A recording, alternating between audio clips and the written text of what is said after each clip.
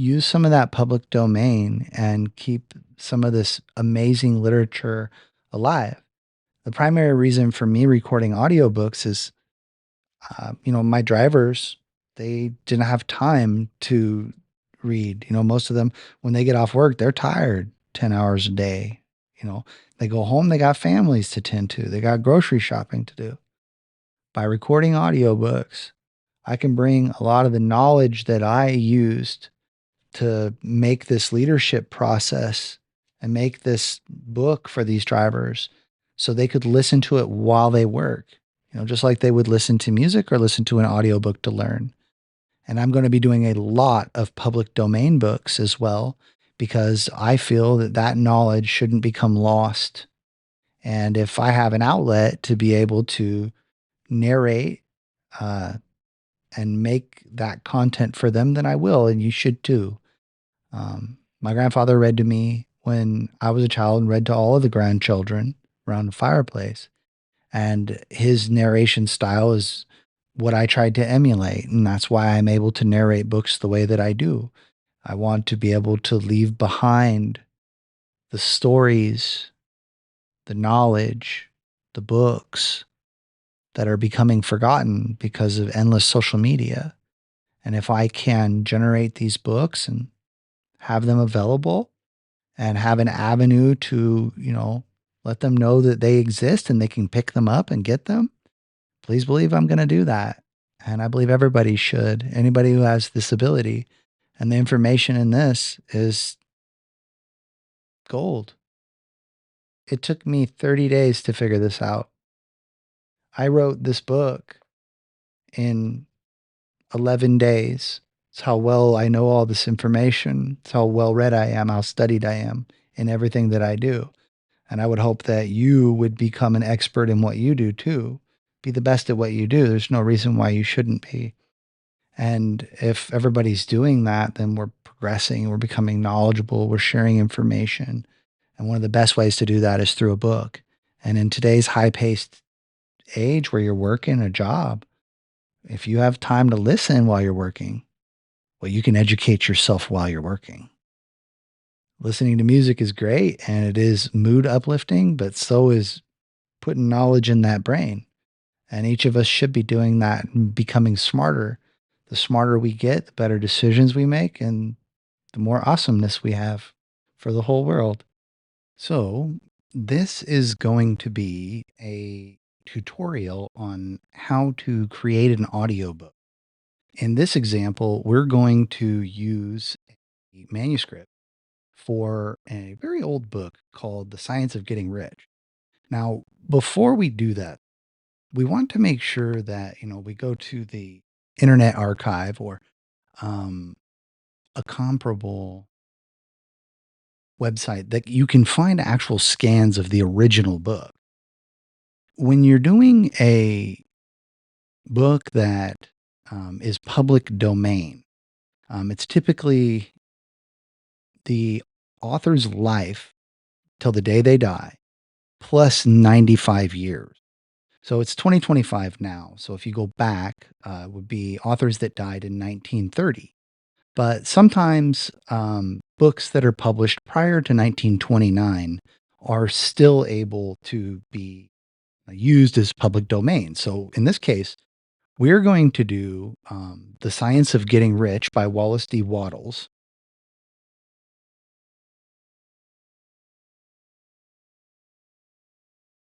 And what you want to do is you want to find one that is the original copy. So you can see some of these, they're reprints, meaning that other publishers have already printed them. Now they own that publication.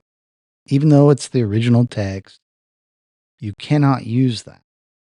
So if you want to do this right and you want to put it up for sale, say you have a certain voice that is, pleasant to hear, or you have a reading style that people appreciate, you're going to want to use the original publication or an original manuscript. You can use those too if you can get your hands on them. Sometimes they're hard to find though.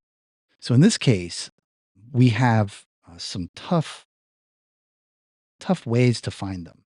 I typically sort by date published and then sort descending from 1900. So you can see here's one um, that's the Eternal News. And let's click on that and see if that is an acceptable. Got the Eternal News by Brown. And yeah, this is an original book. That's an amazing. Let's go back and I'm gonna actually find the original manuscript or The Science of Getting Rich. This looks like it's except when you click on it, let's see if this is it. Let's go back. All right, see, now we have a Project Gutenberg. Now it says that you can use it, but of course you're going to have to cite them. So that's not the one that we want.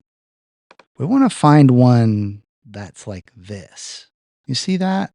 How it just says pages, images, and you can see it's self-help, success, community texts. Let's go ahead and click on that one.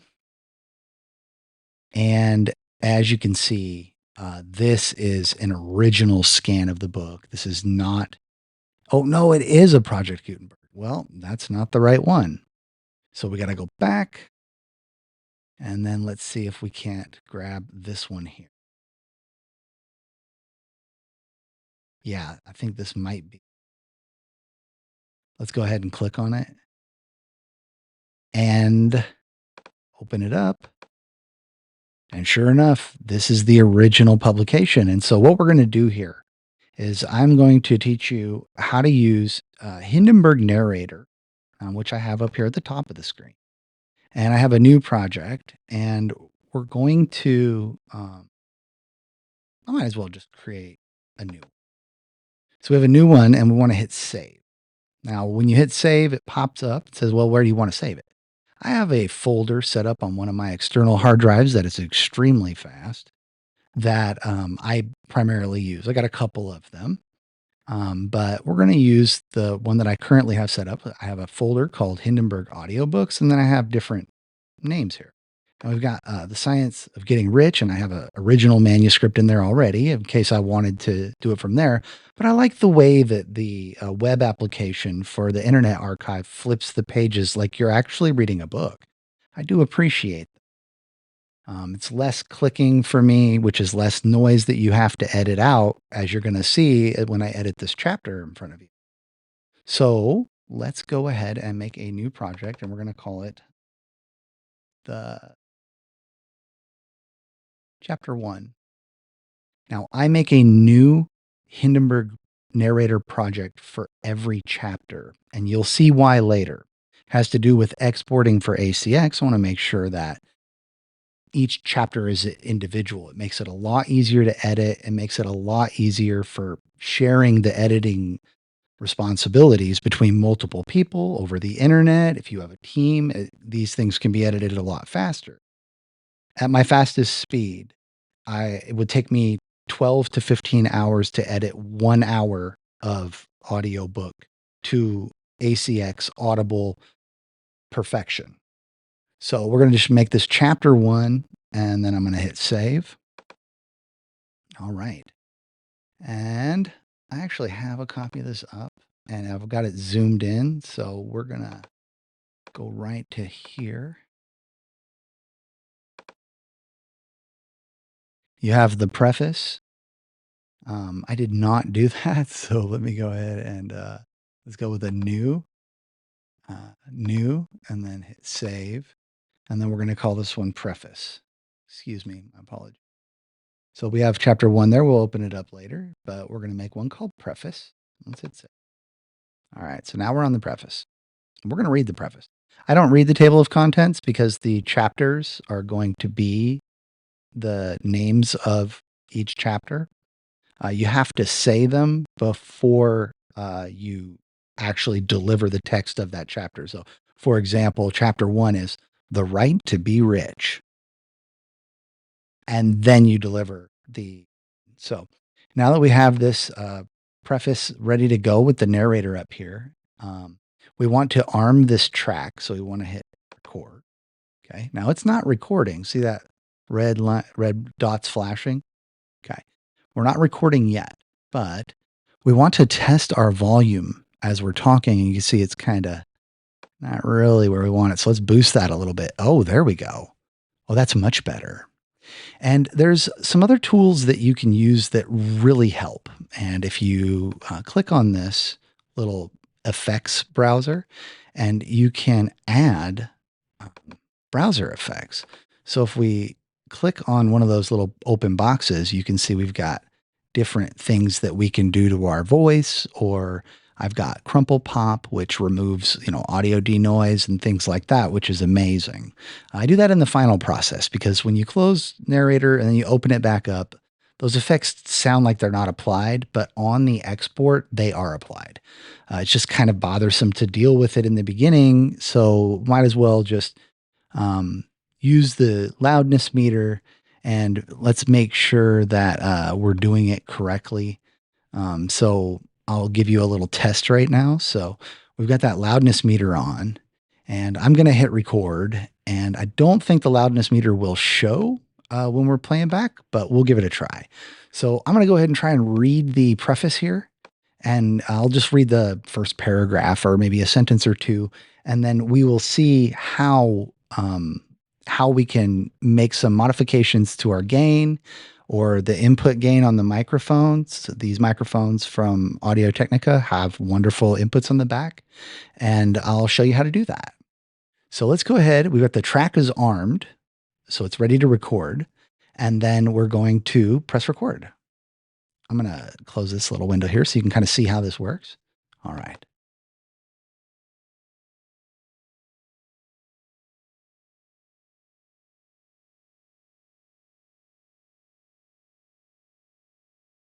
It's good to record about 10 seconds of dead silence or maybe even up to 20 seconds so that you can use that to fill in the gaps later when you're editing out your breaths like that. And you'll see what they look like on this chart. It's an egregious breath, and it looks like we're right above 6, so we might be a little bit loud, which means I can be a little bit quieter, probably.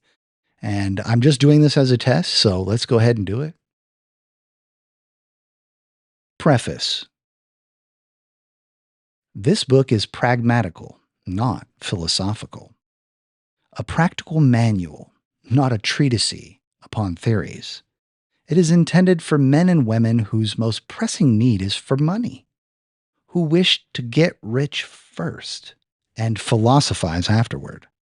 It is for those who have, so far, found neither the time nor the means, nor the opportunity to go deeply into the study of metaphysics, but who want results and who are willing to take the conclusions of science as a basis for action without going into all the processes by which those conclusions were reached. And then I will press stop record. So press stop right there. And you saw the audio kind of adjusted a little bit. It noticed automatically that it was a little bit too loud. So it looks like my gain might be a little bit high. And you can see that right here on this meter. Preface. See how I went into the red there? So preface, preface, preface, preface. Looks like I was too close to the microphone, maybe. Let's go ahead and listen to this and zoom in on it so that you can see how this audio track looks based on what you just heard. And we can notice these little things in between that we're going to have to edit out. And I'll show you what they look like. So let's go ahead and zoom in. There's two ways to do that. You can hit Command positive. So if I click in here and hit Command positive, you notice how it centers every time? I have my playhead, that's that white line right there. I have it set up so no matter where I click, if I zoom in or zoom out, it's supposed to center, but this one's not centering. And there it goes. I wasn't zoomed in far enough. So you can set that up by going to the narrators, go to settings, and then, You can set up what microphone every time you disconnect it and reconnect it. You'll have to do this again. I record in 24-bit, 96 kilohertz. Everything that's multiple of 4 is very important for audio frequency. Um, it's also important for Navajo ancient tradition. It's a sacred number. And there's a reason for that. It's in harmony with us. So 96 kilohertz or 96,000 hertz is double 48 kilohertz or 48,000 hertz, which is, of course, divisible by 4. When we export, we don't export with these settings. We export 44.1 and 192 megabits per second, which is the standard for audiobooks, especially Audible, which is the biggest one, has 70% of the market for audiobooks and marketing. So we want to definitely record higher than what we're going to export so that it gives us the opportunity to make changes. This is a DAW, DAW, the Narrator platform, software application.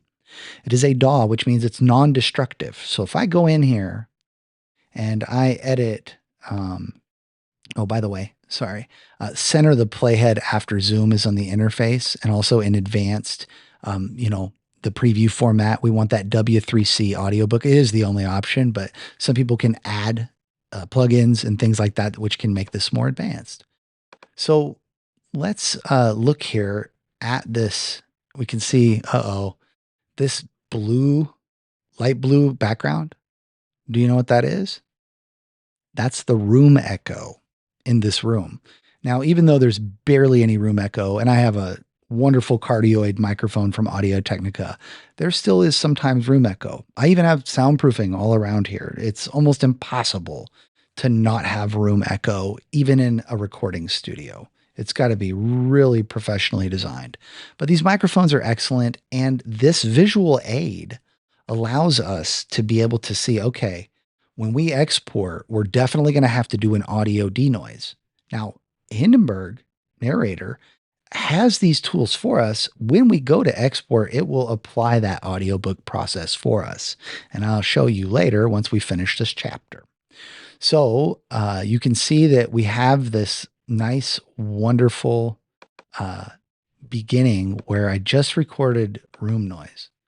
So the reason for that is we're going to need 2 seconds of just room noise, which is very quiet. I've turned off everything in here, including I've unplugged the refrigerator even, because if you close the refrigerator and you don't open it, it's a cooler, so it's going to stay cool probably for a couple of hours. So you have plenty of time to record for a couple of hours, go plug in the refrigerator when you take a break, eat some food, drink some water, especially the lip smacking, is a big deal. And then you can unplug the refrigerator again, but you want the minimum amount of noise in the room. You do not want to remove it in post. Trust me. You want the minimum amount, which is what we have here. You can see we've got the echo, but we've got this room noise right here, which I'm going to make an endpoint. So I'm going to press I on the keyboard, and then I'm going to go 2 seconds. Whoop. So I accidentally hit record, so I'm going to hit Command Z. That's a DAW, right? So it's non-destructive. So I want to turn the track off from recording. So let's do that again. I'm going to go for 2 seconds. So I'm pressing the right arrow key, and I'm going to go back, and I want to make it almost exactly 2 seconds. You can't usually get perfect, but look at how close that is. So that's pretty close. We're going to press the Alt key. And then if you hit the B key, it's very similar to the blade tool in video editing, like for Final Cut Pro. So we're going to hit blade. And now you can see we've made, press escape. And then now we've made this 2 second little marker here. And that's important. Okay.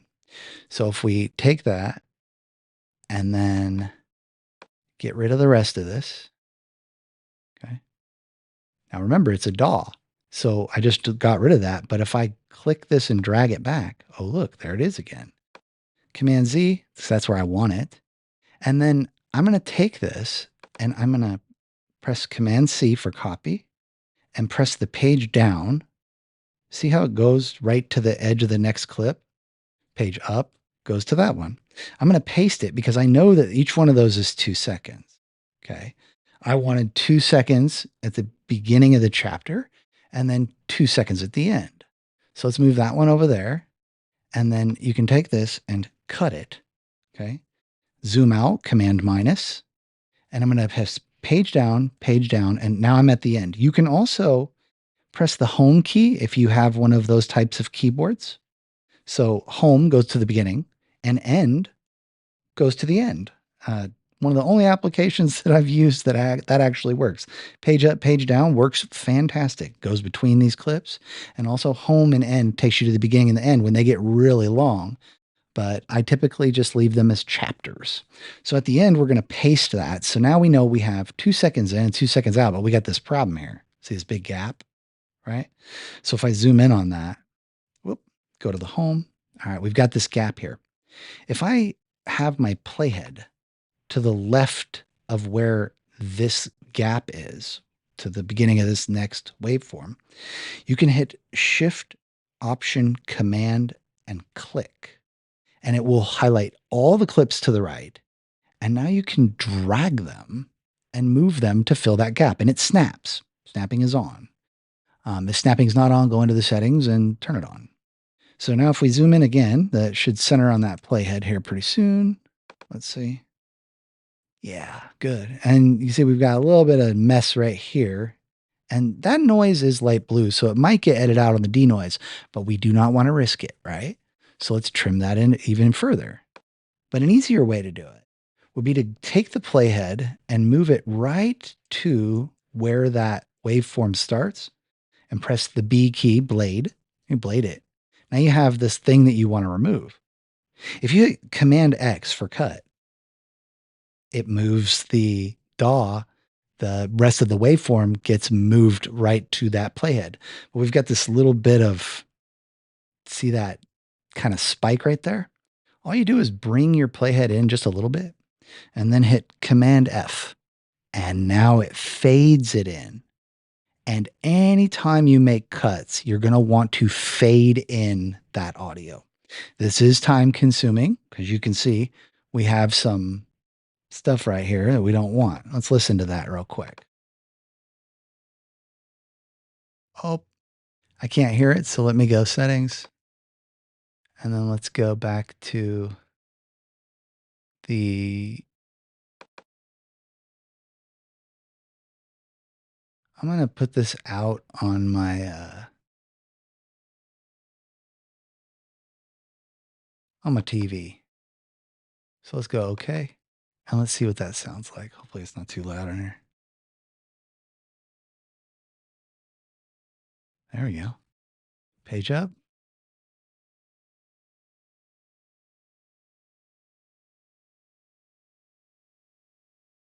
Okay. So let's find it. You see that breath right there? You can see what that breath looks like. Listen. It's terrible. We got to cut all those out, right? So let's go try to find the preface. And I believe it is going to be right there. Let's see.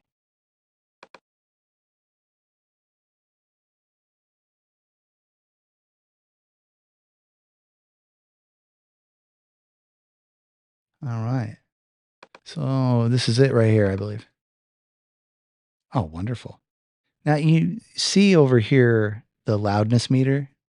If I reset that and put it right in front of preface, let's see how we're doing.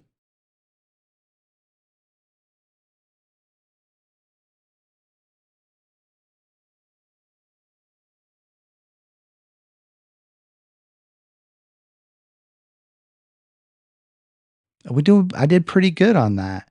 So you want to be on your LUFS, LUFS. You want to be between -18 and -23. So I've found the sweet spot is like 20.5. So -20.5. And it's an average over the duration of the audio file. So this is going to be an entire chapter. So we want to make sure that when we finish it, so let me go ahead and play that. We're going to hit Command X, right, to remove it, go right back to where we were. And so you can see we've just got that 2 seconds right there in the beginning. And then it's going to go right into that preface. So we can probably even blade that a little bit further. Let's go blade and Command X. All right. Let's try this. See this here? This little spike? So this little spike is got to go, right? What is that? It is a um, click of my mouse, like the next page, or I press the space bar or something like that. So those got to go. And you definitely don't want to do those while you're recording the audio, meaning like while you're speaking. But sometimes you're going, page to page, but you may want to pause just so you don't have to edit these things out. It's kind of a pain. So let's go ahead and edit that out. You can either cut it, or what I like to do is take the dead room noise, okay?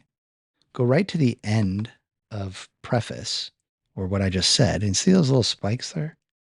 There's these little tiny spikes right there. Those little like movements of my clothes or my body.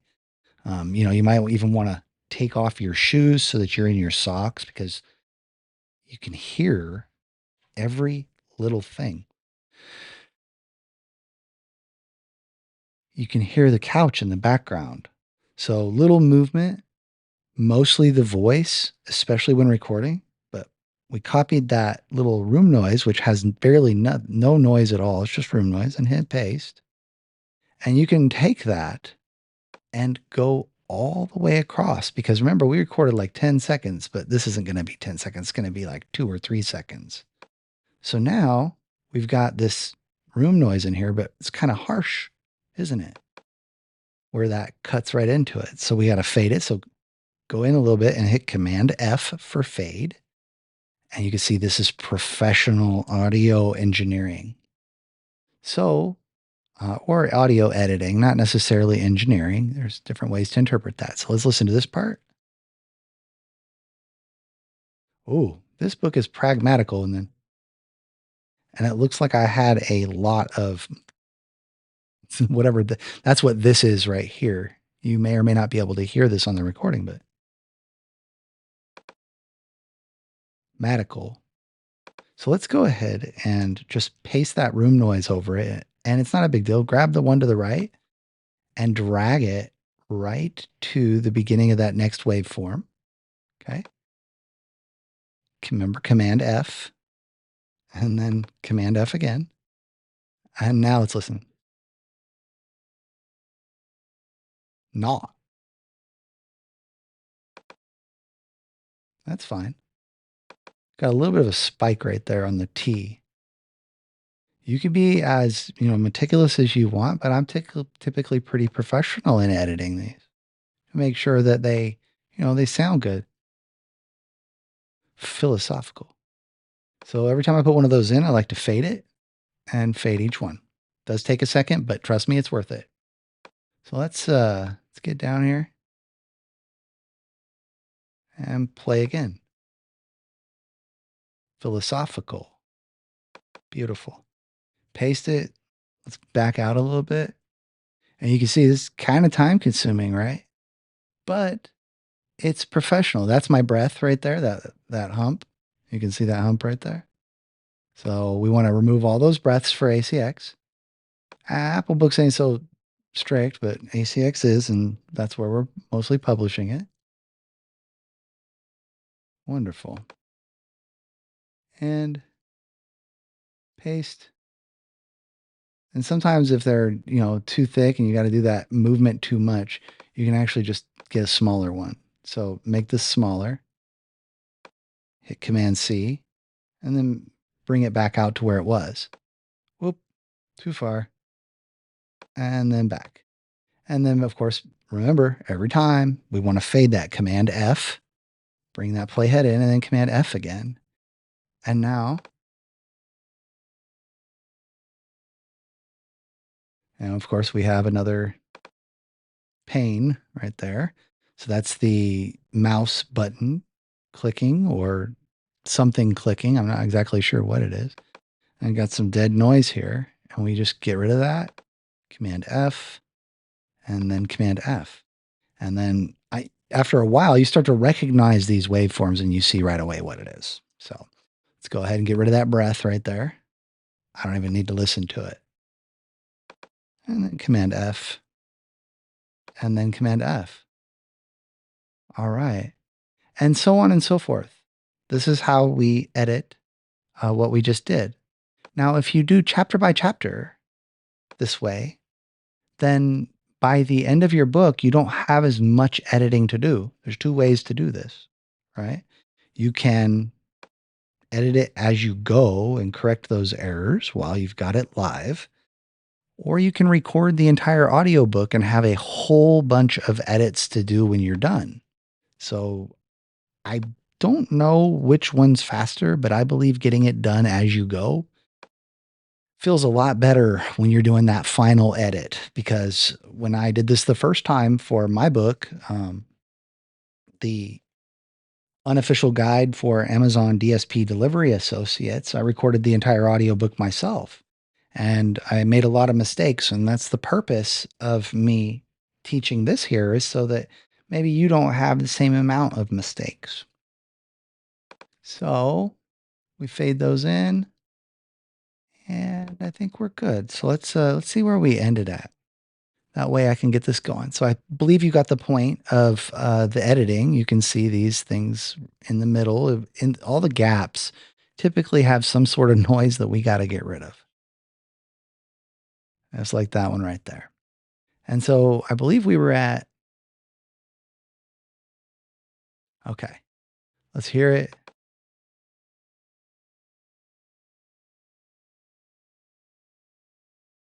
So we're right there.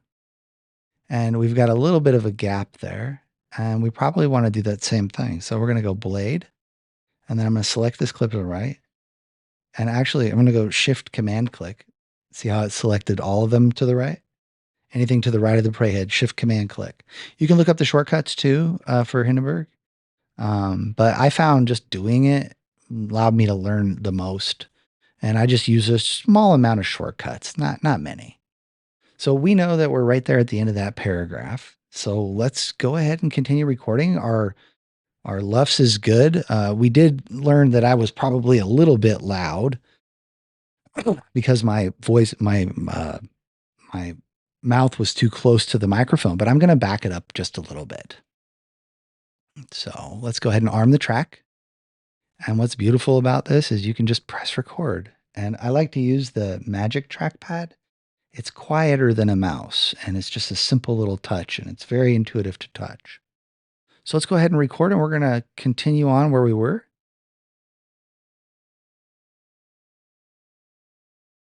It is expected that the reader will take the fundamental statements upon faith, just as he would take statements concerning a law of electrical action if they were promulgated by a Marconi or an Edison, and taking the statements upon faith that he will prove their truth by acting upon them without fear or hesitation. Every man or woman who does this will certainly get rich, for the science herein applied is an exact science, and failure is impossible. For the benefit, however, of those who wish to investigate philosophical theories and so secure, I messed up there, I'm going to do that one again. For the benefit, however, of those who wish to investigate philosophical theories and so secure a logical basis for faith, I will here cite certain authorities.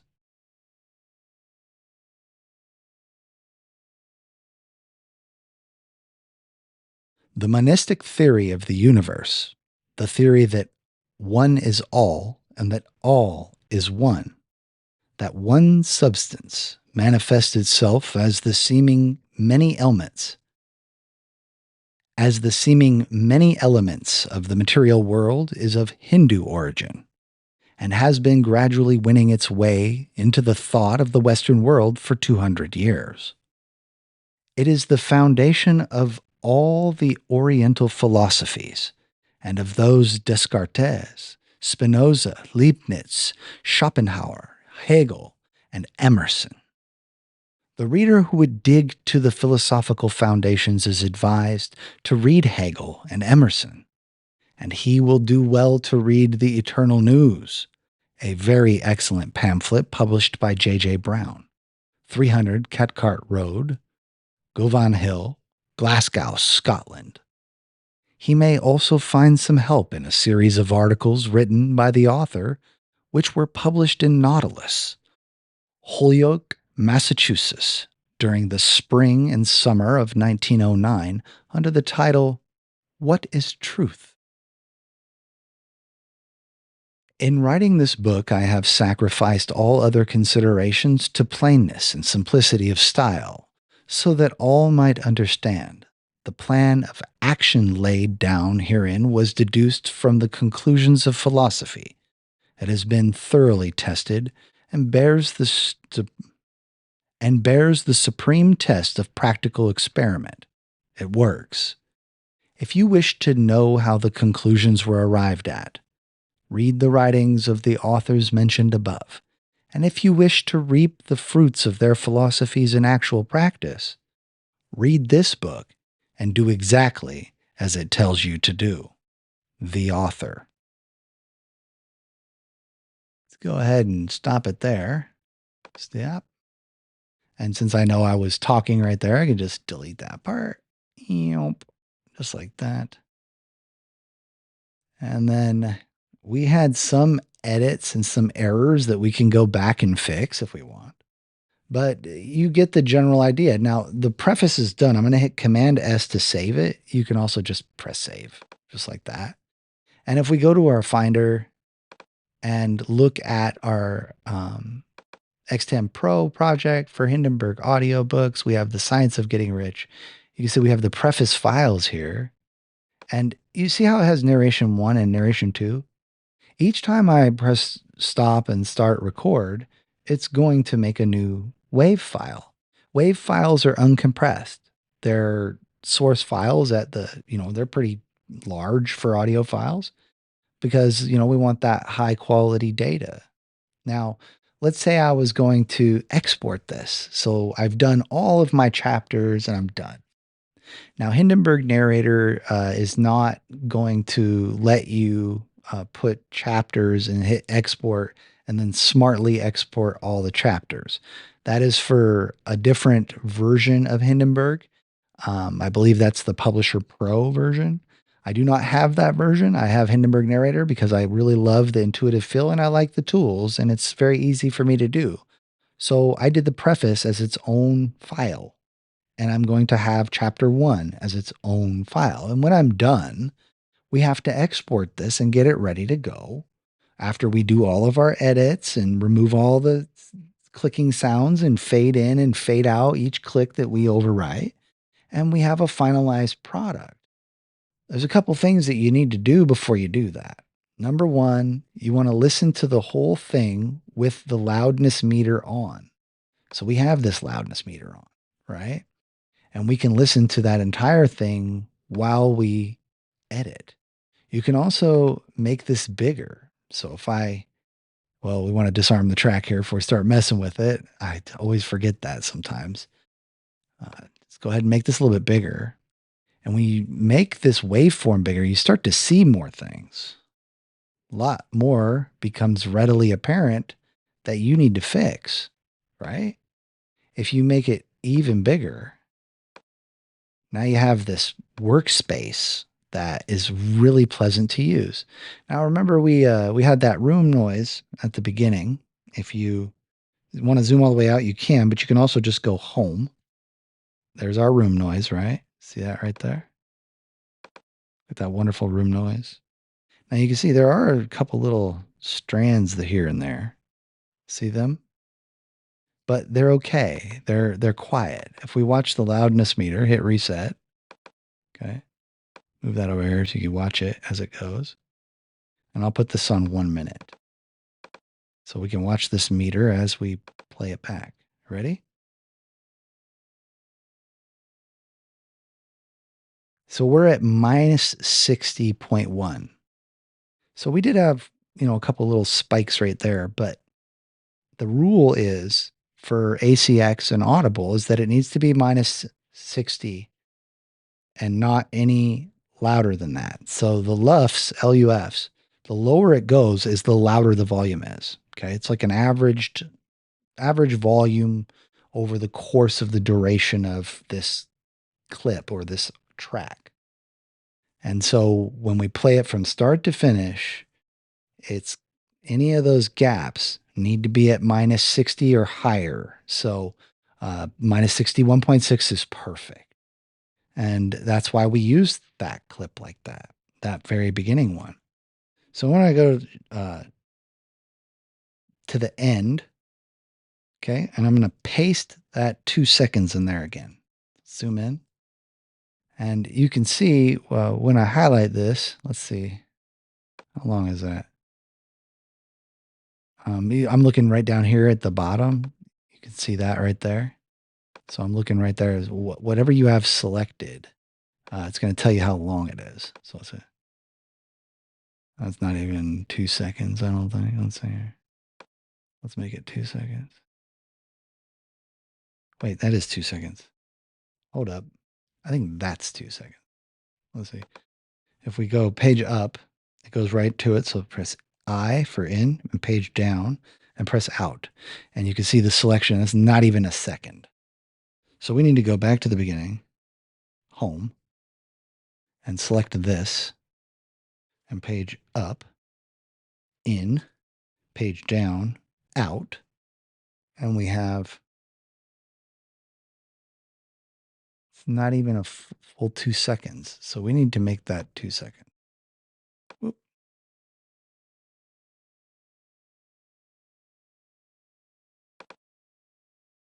That one's 2 seconds. Let's take that. Looks like it's 2.238, which is pretty good. We'll go ahead and I'm going to hit page up and I'm going to show you something cool. You can insert that and it will move everything else to the right by pressing Command I. How about that? And then we can take this one and delete it. Oh, actually, why don't we just cut it? So Command X. And now we have the required 2 seconds in the beginning. And remember, we want to put that at the end, right? So let's copy it and press page down, or sorry, end. And now we can paste it and delete that part that we did have. And we can even go in here right to about there, hit B. And now we've cut that.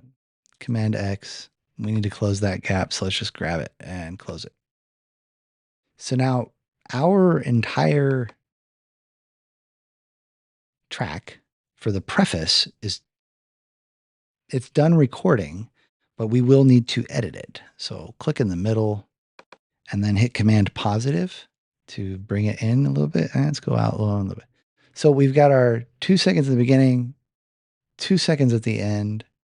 We said preface right there in the beginning, and we need to go through and edit out all of the errors.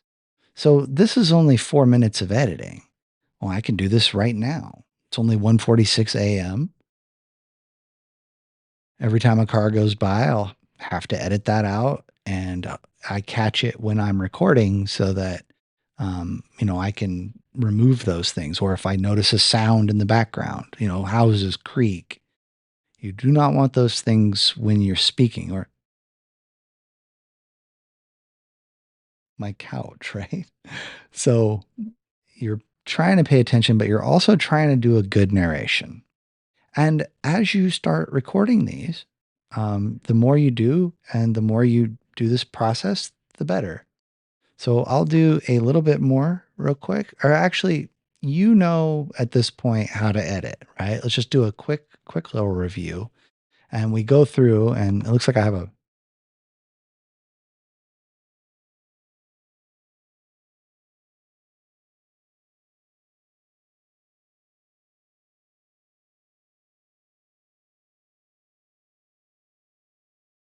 that's a breath. See what that looks like? These are breaths right here and then right here. So I'll zoom in just a smidgen, and you can get pretty fast at this. You want to get right to where you have these weird little that's your mouth doing things. You see that right there? This little that's your mouth moving, not the way it's supposed to. If it's over here, it's not so bad. You can see those little spikes. Don't worry about those. What you want to worry about is these in the middle, right? So we want to we had already copied that room noise, so we're going to paste over it just like that. And then we're going to grab that. And then what do? We fade it, right? Fade it just like so.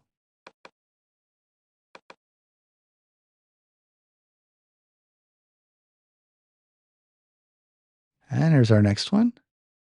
Now, when you get really fast at this, like I had to edit, a 6-hour audiobook for my book. Oh man, that's, 220 pages. It's going to be like that when you do these, you know, public domain books.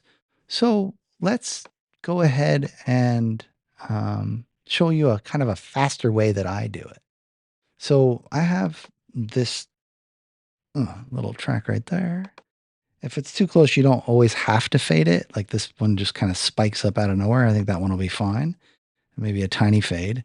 And then you can, down here, you can actually speed up how fast it goes. You can do 1x, 2x, or 3x. 3x is fast. You ready? So we zoom out a little bit. And now I can get around a little bit faster when I'm editing and maybe zoom in a little bit there. Paste that over it, over that breath. And then there's my next one. It looks like I have a click there too. Maybe I turn the page. And then I do try to turn the pages when I'm not talking so that I know that sound is going to be there, but sometimes it's in the middle of a sentence. If that happens, just stop it, go back to the part where you're getting ready to start the sentence on the previous page, load yourself up with the next page so that you know what it is, and then go from there. And this is super easy once you get familiar with what the waveforms look like. I don't even really need to listen to it. Let's zoom in on that so you can see. I know that that's a good fade in right there. This one is too. You can see it. It's not harsh. There's not a lot of noise there. We do have a little bit of a problem right over here, though. Let's hear it. That's fine. So that's the editing process. Once we're done, let's hear this one. Oh, this is when I re-recorded.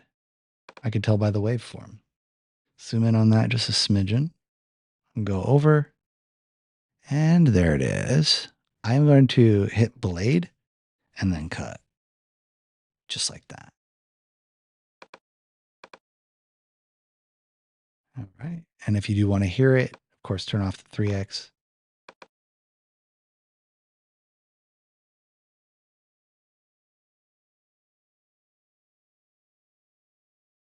All right. I will edit out those later, but I want to show you the export real quick. So let's say you get all your chapters done and you've edited all the breaths out, all the spikes and noise, the clicking and everything else in between the spoken word. We want to do some finalized processing. Now, there's a couple ways to do that. You can either know what to do, or you can do the file and then export for ACX. That is the most restrictive. Okay. And it does this check.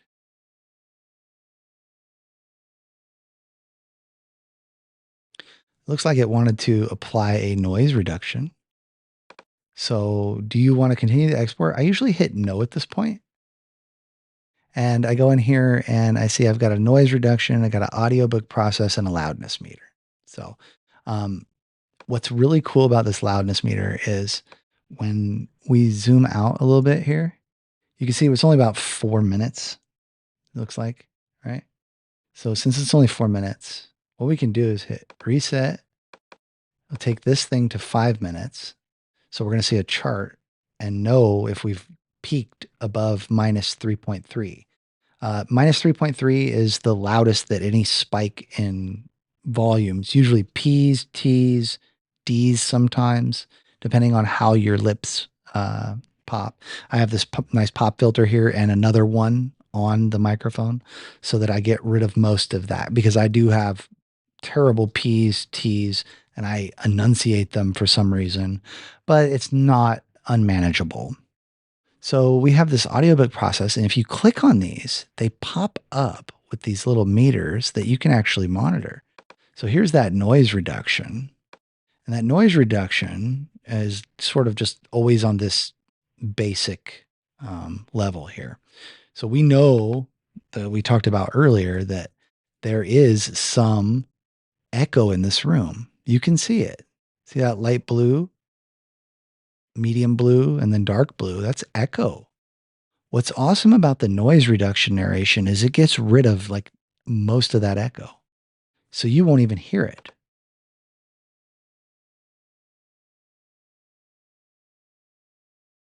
Wonderful, right?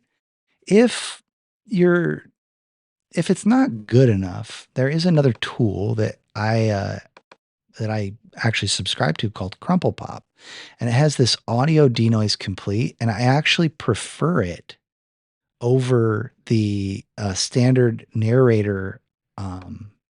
the standard narrator uh, audio denoise, and here's why.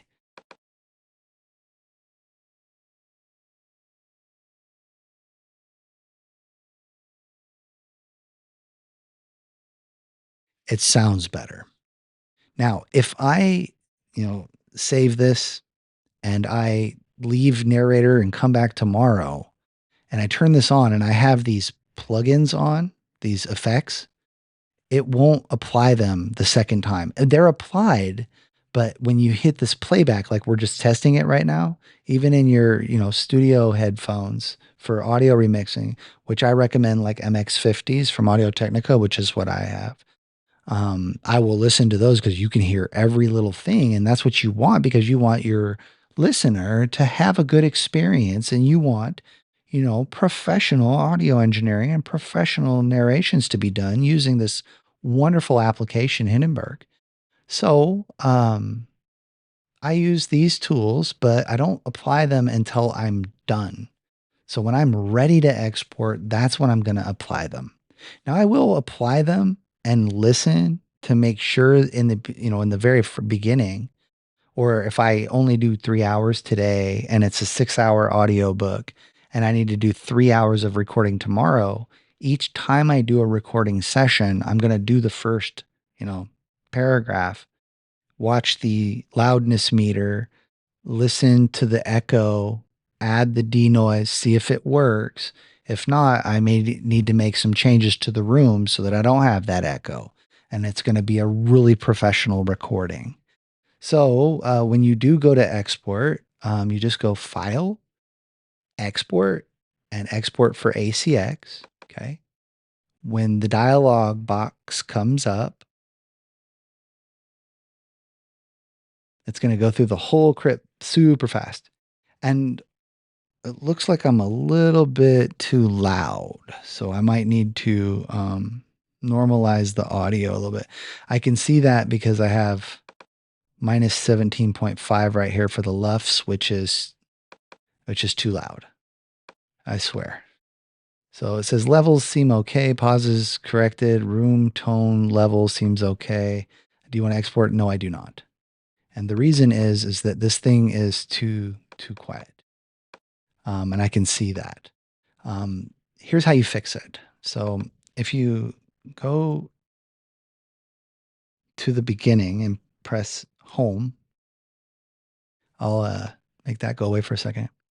Put this on 3x and just hit play spacebar.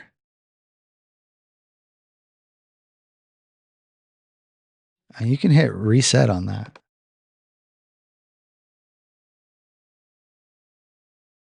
So it's too loud. So that's what's happened. So let's pause it. And over here, let's pause it as well. If you hit Command A or just select the clips that you want, I usually hit Command A, and you can auto level by pressing Command L. So Command L. What? Look at them. See how it's going through each clip right now? And it's automatically leveling them. How cool is that? I really appreciate the gentleman that, and if there's females involved too, the people who made Hindenburg Narrator were really good at what they do. So let's go back to the beginning by pressing home again, and let's reset this loudness meter and let's watch it and see what happens. Go up here and home and oh,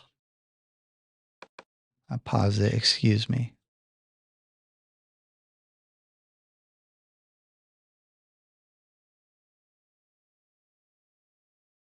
Looks like it's a little bit too loud. This needs to be above -18.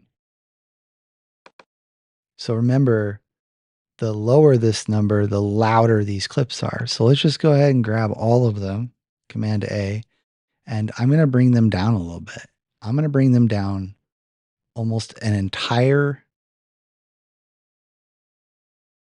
almost -1 dB. So let's go with -9. You see that where it goes green? So see how it's red? And then it goes to the green right there. And then if I go up a little bit further, see the dark green? The dark green is where it auto leveled it to. So let's take it down to where the green very first turns green. It should be -9 right there. So now I've lowered it all by almost -1 dB, which is quite a significant amount of reduction in volume. So let's go page up and let's go home and reset that loudness meter.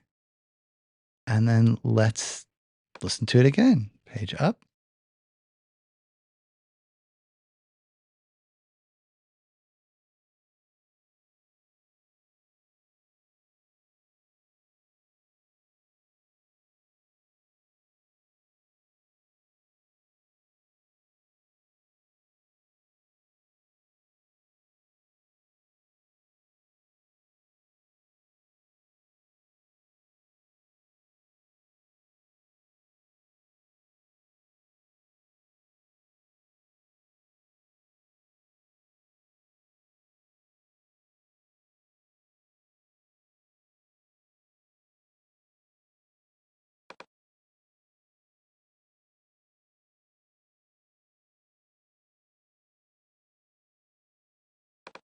When I am finalizing this, I will put it on 3x and let it play through while I watch that loudness meter to make sure that my max true peak, which is right here, my max true peak is -4.4, which is wonderful. It means that none of these peaks is over -3.3.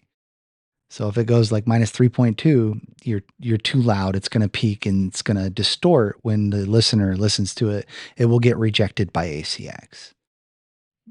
The lefts is a little bit too loud for me, so I'm probably going to reduce this by another dB. And so you just grab them all, and then even though it's lower than what it says, I can tell that it needs to be fixed. So let's go ahead and go right to there again. Now you can see it's right in that sweet spot, about -20. It's where you want it. And you can see over here on the meter that it's between -12 and -6. And that's exactly where you want it. But sometimes, there's louder. It depends on your style and your character. So I'm comfortable with that level and I would export it. So let's go to File, Export for ACX. And it's going to analyze the whole entire thing for me. And you can see that loudness meter down there, right here. These little dips right here are the gaps of silence, room noise. And it's going to go through the whole entire thing, and you can see our total averaged loudness is minus 19, which is above minus 18, so it's acceptable. We also didn't peak over minus 3.3. We're at minus 4.8, so we're below that minus 3.3 high. This is wonderful. And now let's say, do you want to export it? We're going to say yes. And now it's got some options, but it's not really clear, right? So go to the place where you want to export it. I typically make a folder called uh, in the same place where I'm doing the project. I'm going to make a new folder and I'm going to title it ACX exports. Now, this is not until you're done with all your chapters. You're going to do one at a time. Okay. Hit create. All right. And we're going to hit open. But if we hit open, it's going to continue. Before we do that, there's a little hidden menu right here that you need to make sure is appropriate. So you're going to want to fill out all of the book information. This metadata is important for Audible. They're going to look at it. And if you don't have your metadata in here properly, then it's going to get rejected and you're going to be like having a headache. So use ChatGPT or another comparable AI and ask it, take a snapshot of that and say, what do I put in here? I did a project for Creative Commons, and this is available for me to read. It was done in 1910. What do I put in here? And it will tell you every single block what you got to put in. Make sure you're thorough and that you put it in there. So then on your book export, you want to choose, oh, shoot, we've got low quality set up for the export. No, we want a high quality. It's got to be that MP3. We want these ID3 V2 tags. This is that metadata. Okay. And then hit the options. And here is where you want to make sure you've got your bit rate at 192 kilobits per second and then 44.1 or 44,100 hertz. This is the required configuration, which I set as the default. Okay.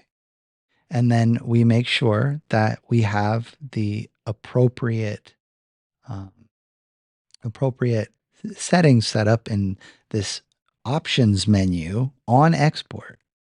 So you have to go to export to actually set this up, which is what we just did just then. And you can also use headings for file names, but since I just do a single project for every chapter, not really necessary. It's kind of a headache because they don't move with the chapters if you happen to put on all your markers and then you move it because you made some edits that you noticed a mistake, and then now you have to go through and move all the markers. It was an absolute nightmare. And so that's why I do one chapter at a time per project. So, when we go to export, we're just going to open up each one, file open, export for ACX, and then we've already got this set up for each of them. And it's a very smart way to do it. And then when we hit open, it's going to export it, and it's also going to do the lefts again for the loudness meter. And I believe that it should sound excellent. It's very fast on the export. We're just dealing with audio files here. It's not some major video rendering going on. And I really do appreciate this process. And let's go ahead and hit close. And then, okay, well, where is it? All right. I'm going to show you something pretty cool. So I'll save this and we will open. You can see it exported that file right there. Now, I want to kind of highlight something here. You see this light blue line right in between there and the light blue line and the medium blue? Remember, we applied these effects. Okay. So what I'm going to do is I'm going to import. I don't need to import. I can just grab a Finder window and we're going to drag it on there. So we've got this, and I don't want to do this for comparison so that you can see it. And let's go ahead and grab it and throw it on there. Oh, maybe I need to add a new track. Let me get rid of these real quick. Get them out of the way. All right. So we need to add a track. I don't believe we. File. I don't usually do that. Oh, I can do it at the end. So let's press end. And then I'm going to grab that file again. I'm just going to drag it in there just so you can see like what does the waveform look like after we applied those effects. And you can see it looks a lot different, doesn't it? See how the gaps are like almost silent channels? It's beautiful, isn't it? And the really light blue is almost non-existent. So there's no echo. This sounds amazing. Well, maybe if we weren't playing it in 3x.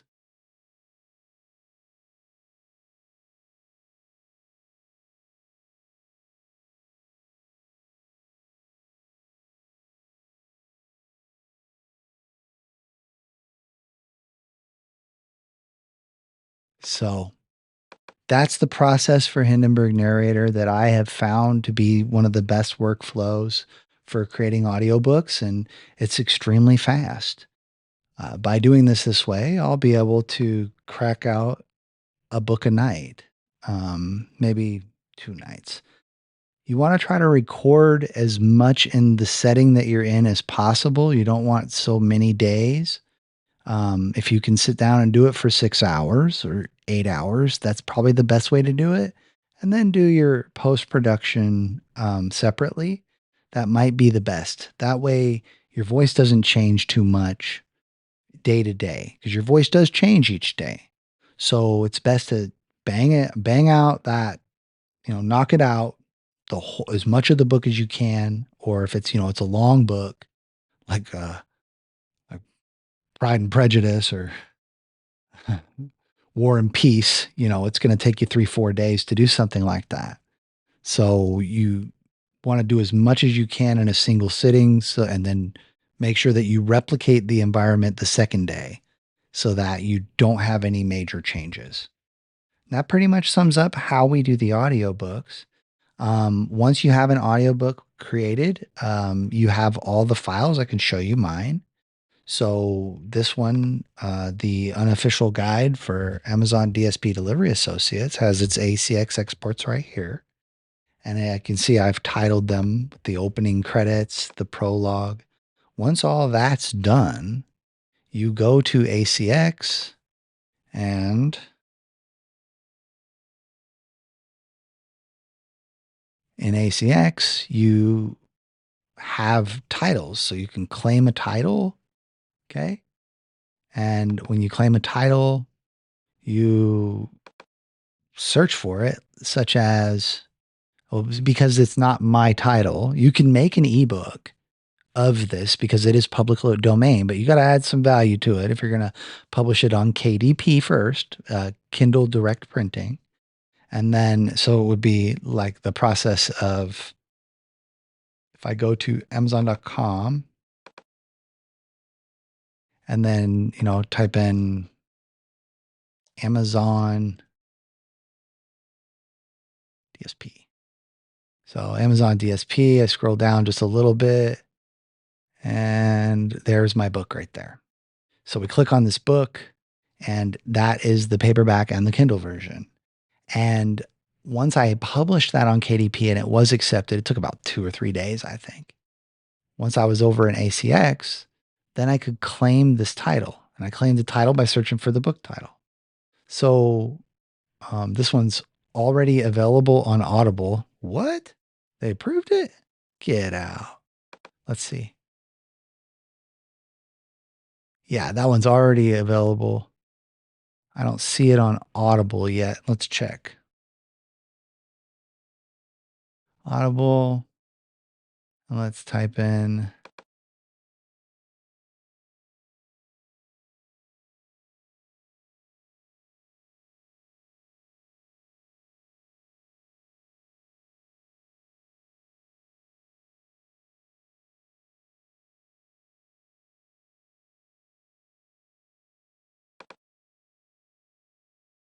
I don't see it yet. So it hasn't published yet, but it should publish here within the next day or two. I submitted it about 4 days ago. So it's going to take them some time to listen to that and see if there's any errors. I think I got most of the errors. So always going to be errors, but you want to be professional on ACX so that your book gets accepted and your listener has a wonderful experience listening to it. So um, back over to ACX. I believe the reason why it's saying it's already available on Audible is because I've already submitted it. So if I go over to my projects, you can see I've got one completed there, and you can see it's in review. So when you claim your title, we're going to put the science of getting rich. I'm going to hit search. And we have a whole bunch of these. So, yes, there are other people who have done this on Audible. That's great. I like my voice, and I know other people do too. So, you're going to put yours up there as well. So, we need to claim a title. And it, well, can be a little bit difficult. But you see, they've created there's 980 versions of this, right? But it's going to be public domain. So if you haven't created the book, you're going to want to, I believe, yeah, we might need to start a new project by claiming your title. And then, oh, yeah, I think you might have to do the book. I'm not quite sure. Audible in production offers. Yeah. I think we would have to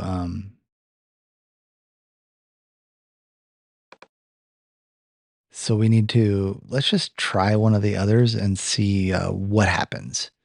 Um Actually, let's do ChatGPT real quick and then say so I've got the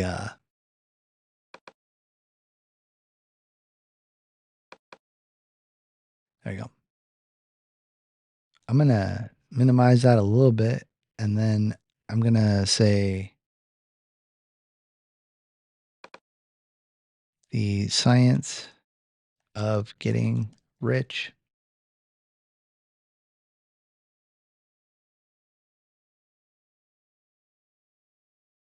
Hmm.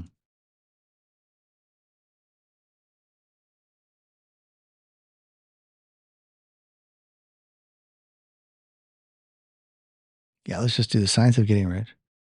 And then these are my options. So one of the best ways to do this is to just take a snapshot of it because these are the only options that are available. We're going to feed that over into ChatGPT, and we're going to see how we can do a. So let's do a new chat, and I'm going to drag that image onto ChatGPT real quick, and I'm going to ask, um, how do I create an Audible audiobook and upload my files when I don't have an ability to claim a title in the options available. I did not create a KDP print ebook version.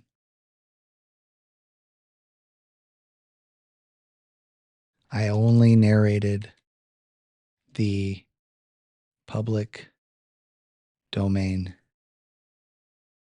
version. My M key is acting up. That's why you see a capital M there. So let's see what this says.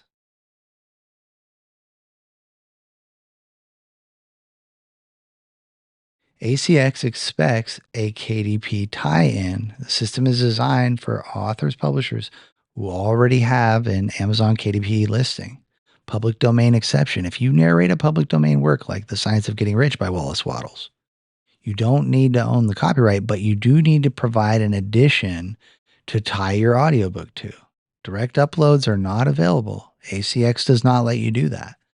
So we'll have to simply create an ebook version of the book, which is not complicated. We already have the text. We can grab the text and we can just make one in Pages and then make sure it's to the appropriate format, submit it to KDP. Once it's done, then we can grab our title. So public domain is no problem. So it tells you what to do right here. Does it take a little bit to make the book? Not really. Just need to make sure it's formatted properly. I have a wonderful template that I used for my book, and it might take just a little bit of time. Similar to the Spanish translation. So for my book, I had it professionally translated by a wonderful individual in Mexico. And I'm going to be formatting that book in the Pages app. You can do that. Where is it? Come here, you. There you go. So here's the Pages app. And in here, I've got the one that I'm working on right now. So if I was going to do one for Wallace D. Wattles, I would go find the text of the original version on Project Gutenberg or wherever and make sure that it matches and make sure that the format matches. Now, when you do a original work, it's important to put commentary in there. If you put commentary in there, like your own, how does this apply in the digital age? Something like that. And in between the chapters, you can put your commentary in there. So I have a good format here. This one's the Spanish version. And then I have the original version as well, which I could show you real quick. Yeah, there we go. Actually, I'll show you the KDP version because you don't want the title page. So make your title different, make it in Canva or something. And then that way your title page looks like this, something along these lines. If you go over to format, and then you click down here, so like here's the copyright page. You can see I've got it in charter. This is a title. So I've named that a chapter. And then all the chapters look like this. When we get to the table of contents, anything that is a chapter will be listed here. And then, it's 6x9. When you go, and do your formatting for this, it needs to be done properly. So with page setup, you can see I've set the paper size to 6x9 and I've managed a custom size. So I actually made that. And then it has the margins of 0.75. And I'll have to do that same thing for the Spanish version. Once I'm done with that, over on KDP. So let's go to Amazon, KDP. All right. So in KDP, I was able to create a new title, upload that manuscript, upload the book cover, waited 2-3 days, got approved. Once that was approved over on ACX, I went to claim my title. So you can see I've already claimed this one. Now, once I had claimed it, I was able to upload all of my individual files, and it would tell you if the LUFs were off or if it detected some errors. Now, the actual people reviewing this, they're very thorough and they may find some things that the automated system didn't find, but like 99% of it is automated. So whenever you upload one of those files, like what we just did, so that file right there for ACX exports, that's a finished file. The one that we did was for, uh, let's see here. And we did Hindenburg audiobooks and then the science of getting rich. And we had the ACX exports right there. That would be the file that I upload. Now, obviously, I'm not going to upload that one because we haven't edited it. I did that for, review purposes for us. And then I believe that's just about it for the process of doing an audiobook. Let's go page up, and yeah, go through, edit it, and learn as you go. If you need to re-record over something, it's not that complicated. You arm the track, and then you can click where you want to start re-recording over, and watch this.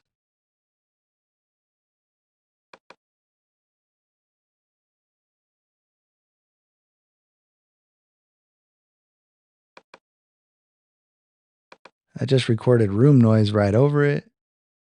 I could probably bring that room noise down to where that is, right there. And now we have room noise there over that obnoxious sound. If we didn't like it, we can hit Command Z and bring it back.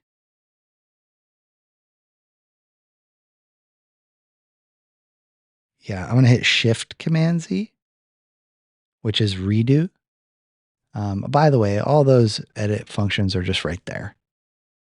So the more you memorize the shortcuts, the faster the process will be for you on the keyboard. And that just about sums it up. I hope that you enjoyed this, and I hope that this motivates you to use some of that public domain and keep some of this amazing literature alive. The primary reason for me recording audiobooks is, my drivers, they didn't have time to read. Most of them, when they get off work, they're tired 10 hours a day. They go home, they got families to tend to, they got grocery shopping to do.